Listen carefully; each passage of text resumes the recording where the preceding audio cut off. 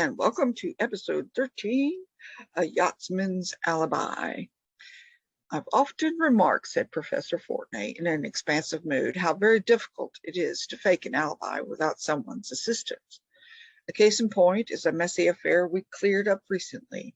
I didn't definitely suspect Picus when I happened to bump into him at the 4th of July parade the morning after an acquaintance of his had been found dead under suspicious circumstances. I rather casually asked him where he had been and what he'd been doing the previous afternoon about 4 o'clock, the apparent time of the man's death. He related the following story. I took my sailboat out about noon yesterday. It was great on the water. Around 3 o'clock, however, when I was perhaps 10 miles out, the wind died down completely.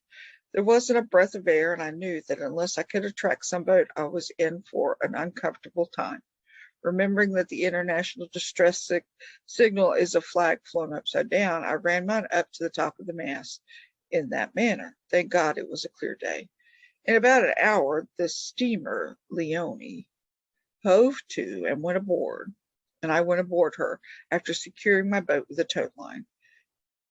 The captain had seen my distress signal about 4 miles away and would put me ashore at Gladstone Landing. He did so, and there was no one about. I hailed a passing motorist who gave me a lift back to town. Imagine my surprise when I read in the paper this morning that the Leone had been sunk in a storm after putting me ashore, and all hands had been lost.